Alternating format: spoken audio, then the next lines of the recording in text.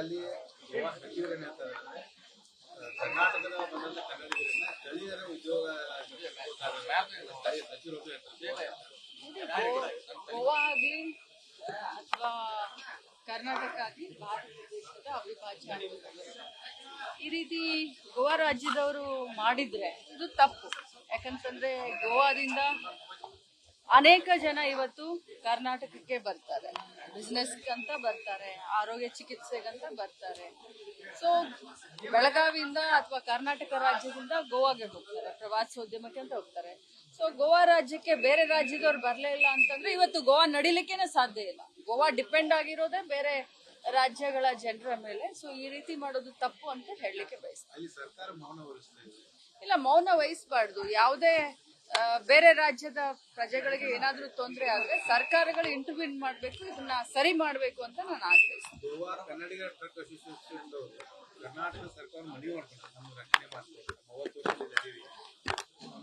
ಗಡಿನಾಡು ಅಂದ್ರೆ ಗಡಿ ಜಿಲ್ಲೆಗಳಿಗೆ ಗಡಿಗೆನೆ ಅಂತ ನಮ್ಮ HK ಪಾಟೀಲ್ ಸಾಹೇಬ್ರನ್ನ ಉಸ್ತುವಾರಿಯನ್ನಾಗಿ ಮಾಡಿದ್ದಾರೆ.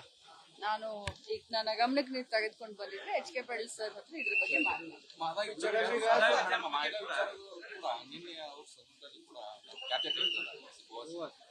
ನೋಡಿ. ಮಹದಾಯಿ ಬಹಳಷ್ಟು ವರ್ಷದ ಒಂದು ಹೋರಾಟ.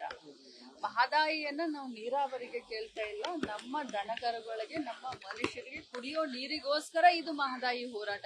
ಇವತ್ತಿಂದು ನಿನ್ನೆದು ಅಲ್ಲ. ತಮಗೆಲ್ಲ ಗೊತ್ತಿದೆ, ಬಿಜೆಪಿ ನಾಯಕರು ಮಹದಾಯಿ ಟ್ರಿಬ್ಯುನಲ್ ನಲ್ಲಿ ಎಲ್ಲ ಕ್ಲಿಯರ್ ಆಯ್ತು, ಕೇಂದ್ರ ಸರ್ಕಾರ ಕ್ಲಿಯರೆನ್ಸ್ ಕೊಟ್ರು, ಗೋವಾ ರಾಜ್ಯದ ಸರ್ಕಾರ ಒಪ್ಕೊಂತು ಅಂತ ಹೇಳಿ ಪಾರ್ಲಿಮೆಂಟ್ ಚುನಾವಣೆಯಲ್ಲಿ ಒಂದು ಅಸ್ತ್ರವಾಗಿ ಬಳಸ್ಕೊಂಡು ಸಿಹಿಯನ್ನ ಹಂಚಿರೋದನ್ನ ಇದೇ ಮಾಧ್ಯಮದಲ್ಲಿ ನಾವು ಕೂಡ ನೋಡಿದೀವಿ. ಈಗ ನೀವು ಈ ಪ್ರಶ್ನೆಯನ್ನ ಬಹುಶಃ ಅವರನ್ನ ಹೋಗಿ ಕೇಳಿದ್ರೆ ಅದಕ್ಕೆ ಉತ್ತಮವಾದಂತ ಪ್ರತಿಕ್ರಿಯೆ ಮತ್ತು ಉತ್ತರ ಸಿಗಬಹುದು ಅಂತ ಅನ್ಸುತ್ತೆ.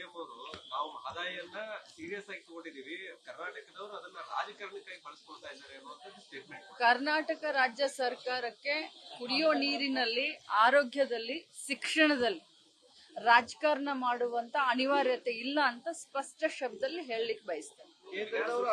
ರಾಜ್ಯ ಉಸ್ತುವಾರಿ ಇದ್ದಾರೆ, ಸುರ್ಜೇವಾಲಾ ಅವರು ರಾಜ್ಯ ಉಸ್ತುವಾರಿ ಇದ್ದಾರೆ, ಅಧಿಕಾರಿಗಳ ಸಭೆ ಮಾಡ್ತಾ ಇದ್ದಾರೆ.